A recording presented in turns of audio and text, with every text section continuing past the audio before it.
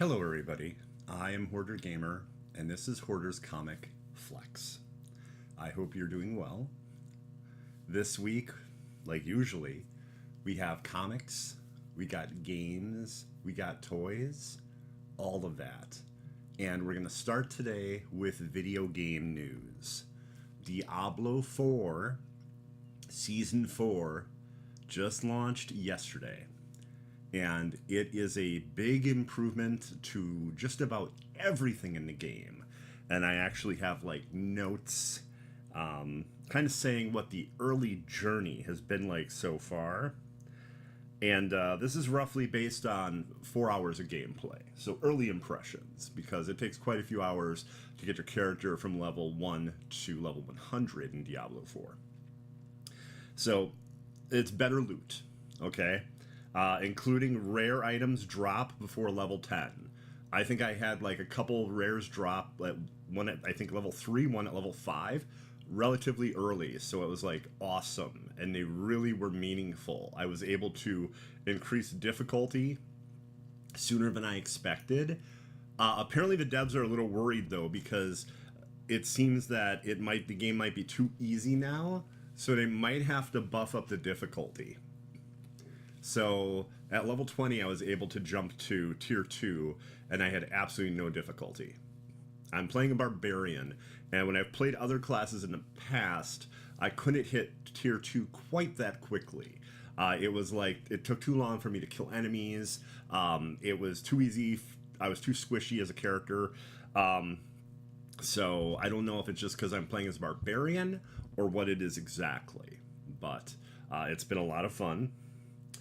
And they reworked the Helltide, and that is a lot of fun. If you played any of Season 2, Season of Blood, which is kind of like the vampire season, they had this cool like vampiric event thing that was similar to Helltide, but not Helltide, and it's like they took a lot of great ideas from that, and the new version of Helltide has new events and surprises, and I've been able to try that out already because now you can do Helltide at Tier 1 and Tier 2. So you can do it all 4 tiers now, not just tier 3 and tier 4 as an endgame type of thing. Okay? Now, at this level, I'd say a team is needed to fight the Blood Maiden. I don't know how that'll be later on in the game. You know, I'm only at like level, I think, 25 or something like that. But yeah, the Blood Maiden, attacks aren't that punishing. You just have to know when to heal. It's not like you're having to overheal like when you fight Duriel or something like that. But she has a lot of health, and you're chipping away basically. So if it's just 1 or 2 people fighting her, it's going to be very difficult, especially if you're appropriate to that level, meaning that you don't have someone that's level 80 or 90 on tier 2. You know, then I'm sure it's much easier. But yeah, that was pretty intense. Fought the Blood Maiden once, and it's like something I definitely want to do with a team, not single player. Okay, there's a much better layout of utilities in the towns and villages. So like the alchemist, the occultist, the blacksmith, all like made central to where the portal is, the waypoint. So that's really cool. That was a really good idea, and just about every city I've seen has been like that. So very, very nice idea there. The gems have a higher percentage of what they're able to do earlier on. So even like the weakest type of gem you find, which is like a piece of gem, I forget the term for it, even that has a decent percentage and increases, you know, its utility to your gear. Okay. Now, tempering. Okay, that's very cool. It's basically takes a bit to get used to though, because it's a replacement for upgrading your gear and weapons. So with the previous seasons and with the actual main game, I believe too, you were able to upgrade your weapons.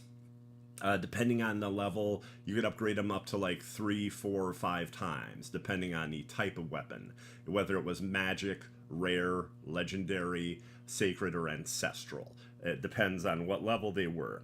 But now you're able to basically just temper the item and choose what affixes you want on it. For an example, I tempered a piece in 2 attempts of 5. What happens is you have 5 attempts to temper an item, okay? After which the item is bricked.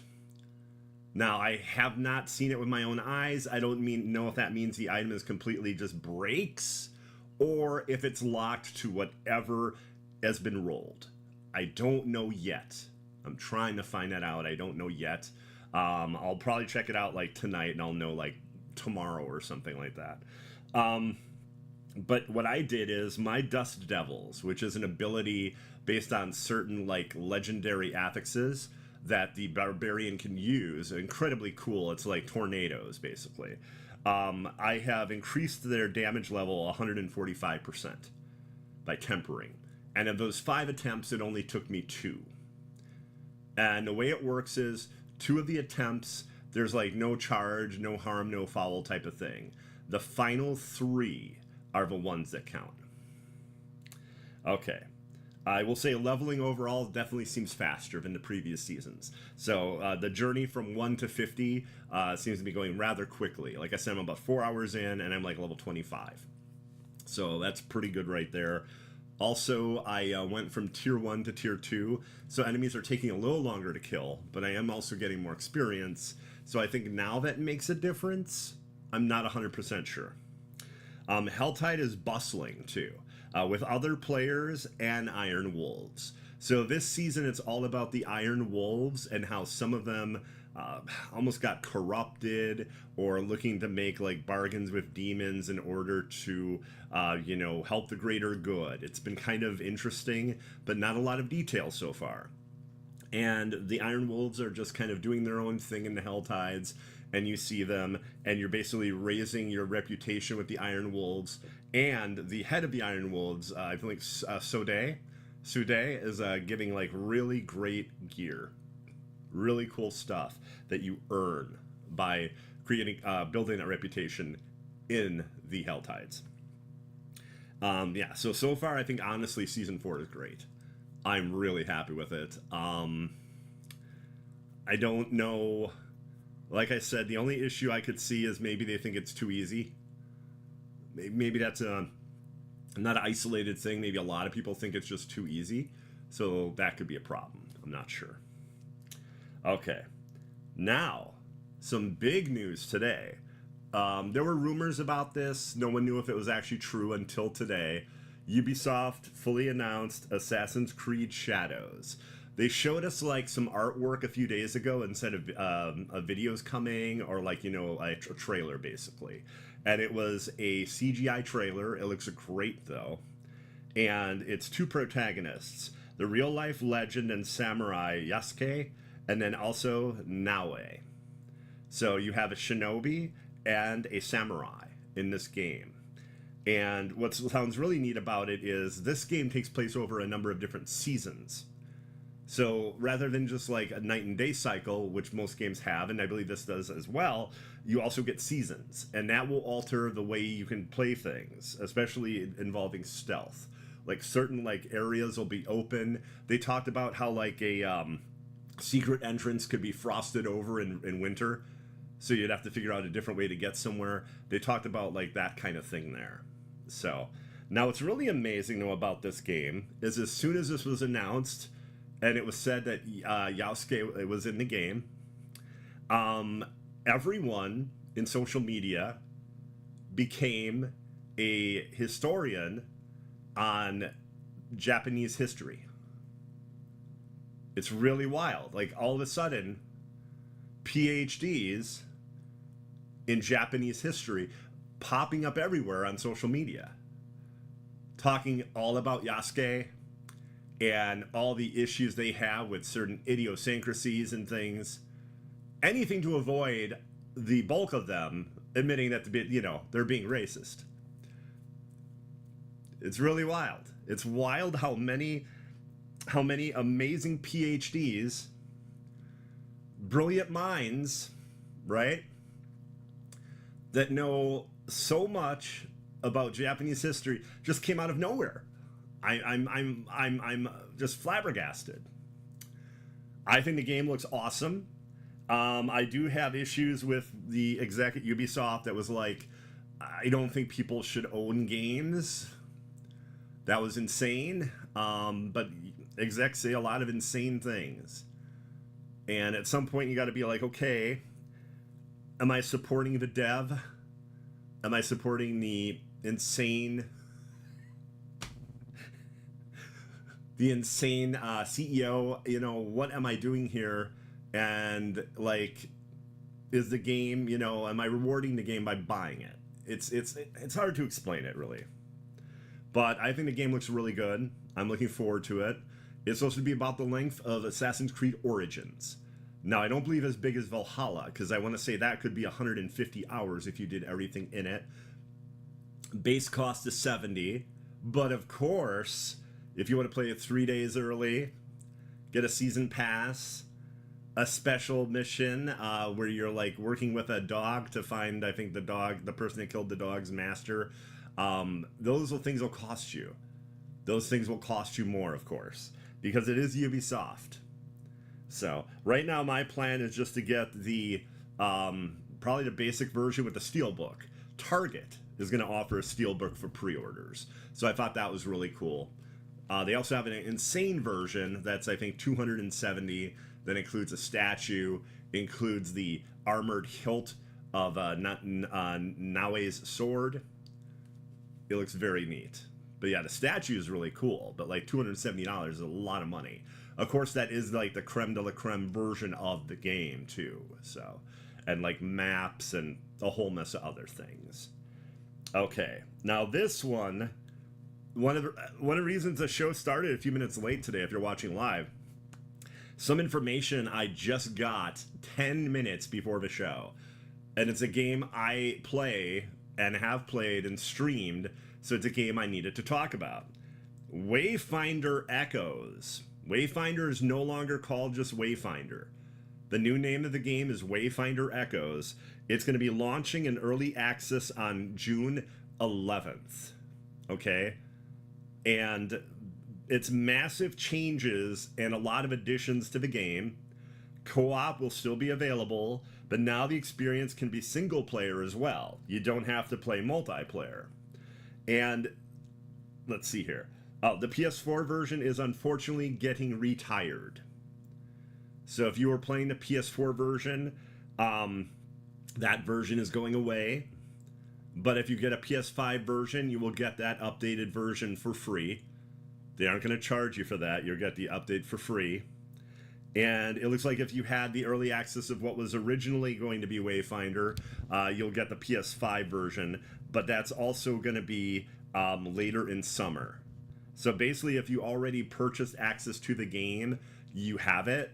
But if you haven't, what you're going to be looking at June 11th, at least on PC, is with new region, all characters. And here's the big thing, too. It's no longer a free-to-play game, right? So all weapons and characters are earnable. So that's quite a bit different. Like, you could purchase things in the original version, not in this one. So the game is going to be $24.99 during early access, and that price will go up. So if I were to guess, I would say it would probably be $40 at full launch. I don't think they'll be 50 or 60. But yeah, $24.99, June 11th. And a huge update. Like I said, it comes to PC first, and then later in summer, if I were to wager August or September, that's when I think later in summer, that's what I think of, then it'll be coming to PS5 as well, and Series X. So that's something interesting. The original version of the game that's already in early access is only on PlayStation. So the game is coming to Series X as well. And probably Series S, I don't recall for sure. Like I said, this information I found out about like 10 minutes before this show. Accidentally. It was just like a Google like news thing that just picked up the algorithm that I look up games a lot. And then all of a sudden, yeah, this information that, Wayfinder is getting some massive, massive changes. So, I think it's a shame that the PS4 version has to go, especially because people were playing it for months. Like last summer, I believe, is when the original version, The original idea of Wayfinder launched. And again, it was pretty much like an early access release. They might have even used a different name than that. They might have been like Founders Beta or something. I forget exactly. I don't believe they used the actual term early access when it launched initially. But yeah, I think the game is really cool from what I've played. I'm very interested to see all these changes. $24.99 I don't think is bad. The campaign is really cool. So yeah, I'm not exactly sure. I'm not exactly sure how that's going to do. Also, keep in mind, everybody, the First Descendant. The First Descendant is coming out in summer as well. I would think July or August. I don't know when. But yeah, that's going to be real soon. And they are really big on that game. The devs are constantly getting information and updates. Like every week or two, there's some really cool information. And they're adding a ton to do in the game, too. So it's almost like when it launches, it's going to be like the first couple years of Warframe. That's what it sounds like from all the content that's going to launch with the First Descendant when it finally launches. Like, really impressive. Okay, that is all the gaming news we have. And right now, I gotta tell you, we're gonna toy around, but it's gonna be the shortest amount of time we've ever toyed around. Like, the only cool things I've seen that were shown since Monday were a Teenage Mutant Ninja Turtles box set. And to really see the beauty of that, you need to go and just look at it. I believe it's through NECA. I believe this is a NECA set. And it's all 4 turtles, dozens of hands, 3 heads for each turtle, tons of weapons, including metal pieces for their weapons, textured looking reptilian skin, absolutely insane detail. They look amazing. But like, it was a series of like 20 pictures. So I just did not know what to show or anything. I just figured I would bring that up. Looks very good. Here's the problem. $400. Not 400 doll hairs, as Xbox Live Mike might say, but $400. And they're not 12-inch figures. They're roughly 6-inch figures. Maybe like 5.5 inch. So it's that 1/12th scale. That 1/12th scale. So if you're thinking that the turtles are relatively shorter, I don't know exactly their height. They may not even be 6 inches. I don't know. The detail's awesome. The accessories are awesome. But man, that price for 6-inch figures, I just cannot see it. I can't see it. I just checked before the show started. Those figures have been available for pre-order now for about 6 hours, I think, maybe 7, and they're still available. So, yeah, $400. A lot of people were upset they couldn't just get a single turtle. And I mean, I guess they would charge $100 per turtle. But at least you would get your favorite turtle, right? Like, I like all 4 of the turtles, but my favorite is probably going to be Donatello or Leonardo. Okay, those would be my 2. So if I'm seeing this huge price tag of $400 for 6-inch figures, wow. Wow. So that's I think the price is too high. That's one of the reasons I didn't show the picture as well. But yeah, definitely go online if you think that sounds awesome. They look great. They really do. People were upset by how they look, and I was actually very impressed with what they look like. It's just, man, that feels like $100, $150 too much. You know? Okay, with that, everybody, we're gonna toy around with one picture of Cyborg Superman. I think that's an insane amount of detail. I love the insane arm with like the claws, the elongated fingers. I don't know exactly how big this thing is and how many pieces it comes with. I don't know if this will be in the $24.99 range or if this would be like $40. I have no idea. But the pre-orders go live for this on, let's see, today's the 15th? Tomorrow, actually. Thursday, the pre-orders are supposed to go live for Cyborg Superman. And I think that's a really good take on him from McFarlane Toys. I really do like that a lot. I guess part of it is, contingent on how much it is. But it's going to be at a number of different dealers. So I believe it's going to be Amazon, Entertainment Earth, probably Big Bad Toy Store, Target, I would think. It doesn't sound like it's just purely at McFarlaneToys.com. So, and that's like it, everybody. The other things that were relatively big were pre-orders went live for the Transformers series. They're doing like 4 more action figures, including a Bumblebee and like what was called the Decepticon Guards from the Fall of Cybertron game. So the Bumblebee is actually from the movie, the 1987 animated movie. And the other ones, some of them are from the actual video games. And it wasn't like any like big massive characters, so I wasn't really that excited about it, I just wasn't. So, oh well. Okay, we are done toying around. This might be one of the shortest episodes ever. That's crazy. Now it is time for us to look in the future of comic books. The future of comics all the way to 1 week from today.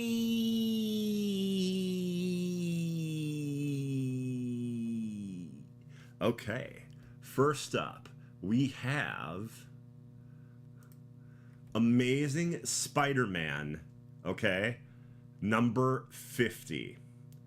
Zeb Wells and Marvel legend Marv Wolfman, okay, and Green Goblin is back. It's a double-sized issue. I figured once they hit number 50, they'd do something special, and they did. It's Green Goblin in a double-sized issue. Plus, it's not just Zeb Wells, it's also Marv Wolfman. I think it could be very cool. I like, I know some people had some issues with Zeb Wells' storylines recently, but it'll be interesting to see Green Goblin back and how he handles that. So it felt like something I should definitely bring up today, Like, this is going to be a very large book next week. Larger than a regular issue of Amazing Spider-Man when it comes out. Okay. So, next up we have Rook Exodus number 2. A number of farmers left Earth to go to a new planet and basically terraform it. And they all have these unique masks that are connected to different animal types. The world engine on this planet they were attempting to terraform has gone haywire, and so have all the beasts of the planet and the machines. Rook Exodus. Issue 1 was really awesome. And this is issue 2, so you're still able to get on the bandwagon. You're able to jump right on. It's just issue 2 early on, and I really like it a lot.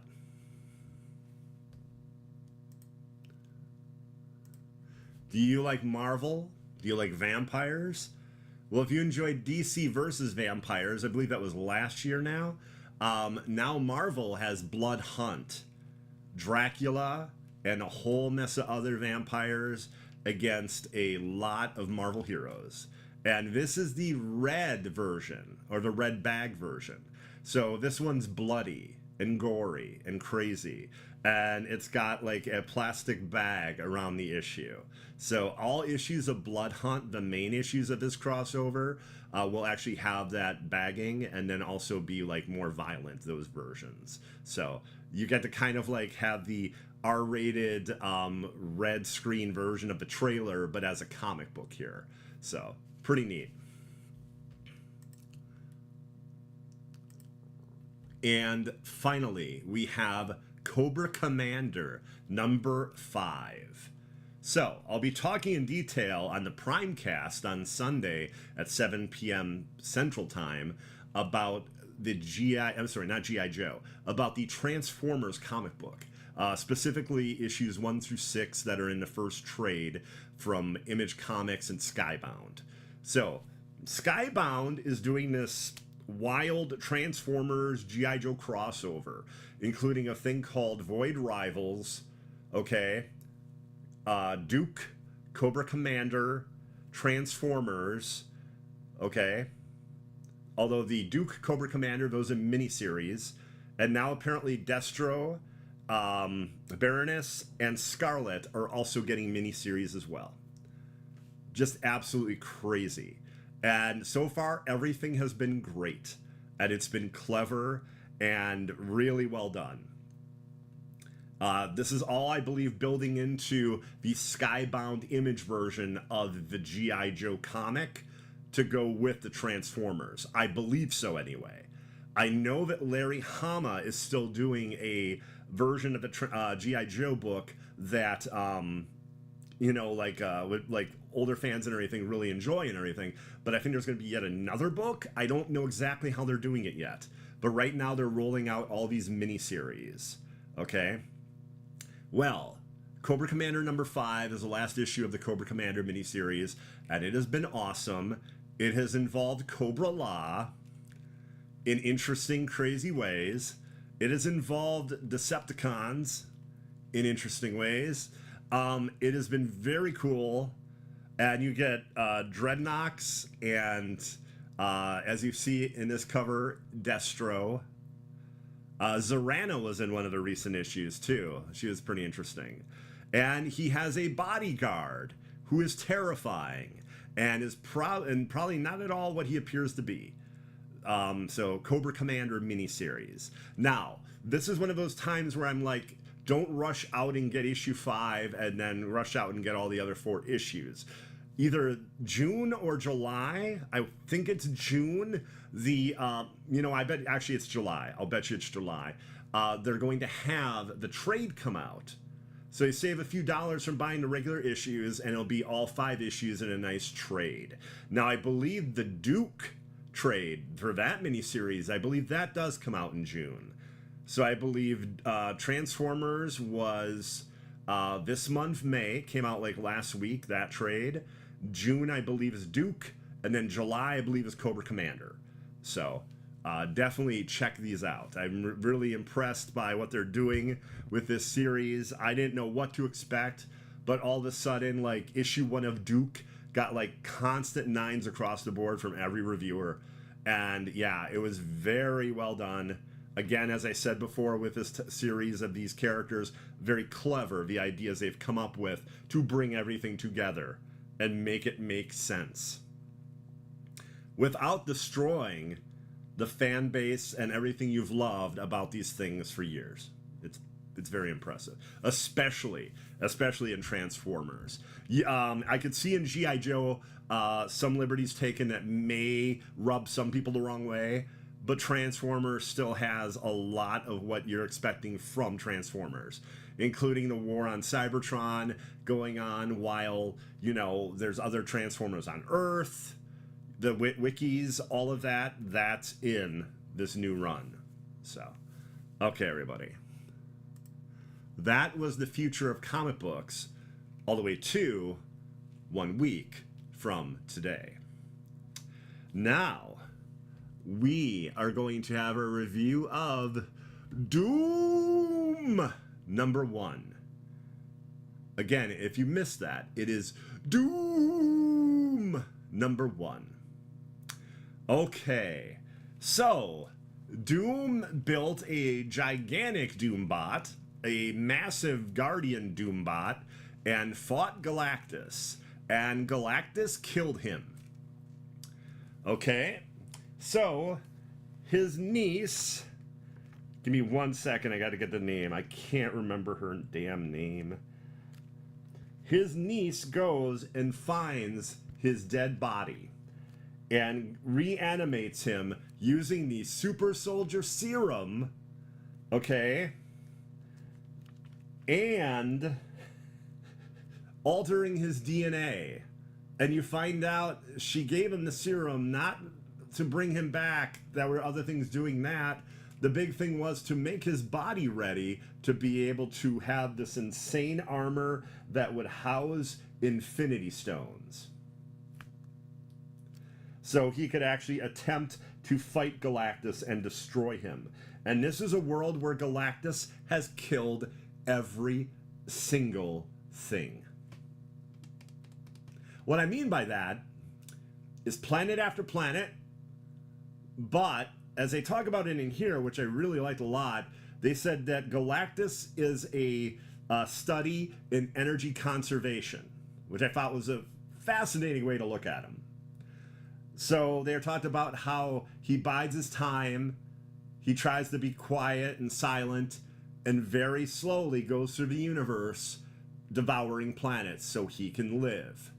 Well, basically, it's like he has an insane bloodlust, and he's ravenous now. So he is going on a tear, just eating and destroying everything in his path, more so than anything he's done in the past. So, every hero went to fight him and has died. Villains have joined the heroes in coalition. They have all died. Okay? He became so powerful, he took on the Celestials and he killed them. And now Doom is trying to use a suit of armor with Infinity Stones and hoping he can finally defeat Galactus. And it's a very dark one-shot. One thing that was really neat, too, Galactus chooses new heralds. Multiple Man. So he's got different versions of Multiple Man as his new heralds, which I thought was a really cool concept as well. But yeah, the artwork is great. It's done by Sanford Green and Jonathan Hickman. They did the plot, the story, and the art. So art, plot, and script are by Sanford Green and Jonathan Hickman. And yeah, it's very cool. It's a very cool, very dark story. I don't know if like now we're gonna see like everything building to that whole Galactus storyline in the comics. If it was just kind of an insane one shot. It's a very dark fatalistic story though. It's not something upbeat, but it's very well told and the artwork is great. And it's this unlikely friendship relationship between Doom's niece and Doom to try to basically save the universe. Yeah, because Galactus is basically no longer waiting for the end of the universe. He's just ready to restart everything. Something similar to the Nullifier, the Great Nullifier, or whatever it was called. Ultimate Nullifier, I believe. That he is going to enact. So, Valeria Richards, his niece. Okay, everybody. You're gonna see the cover there. So I got a different cover, actually. I got the variant of Doom right there, which I really liked. That cover is great, too, the one I have up there. I think those are both really good. But of the two, I went with that one. Okay, everybody. I want to thank you very much for watching. I greatly appreciate it. Whether you watch it live or whether you watch it at your leisure, thank you very much. If you're enjoying it, tell other people that like comic books and toys about it, you know, and video games. Cover all that. So twitch.tv/Hoarder Gamer. That's another place to find me. Right now I'm doing a lot of Diablo 4 Season 4. Suicide Squad Kill the Justice League. On Friday, we should be getting some really good information about Episode 2 of Season 1. So that'll definitely be coming back to the stream. But I really want to get excited about it again. I will say, though, that apparently they do have a increase for experience till Monday, May 20th. So I did find that out today. So let's see. What else? Oh, the Primecast with J. Kuhn Prime and I. So J. Kuhn Prime is the host of the Primecast. I'm the co-host. And it's games, pop culture, things that appeal to nerds, competitive fighting games, things like that, all sorts of really cool stuff. So definitely join us for that. That'll be 7 p.m. Central this Sunday. And that's every 2 weeks. It's not every Sunday, but it's every like second Sunday, if you want to look at it that way. Thank you very much, everybody, and I hope you have a great week. Bye-bye.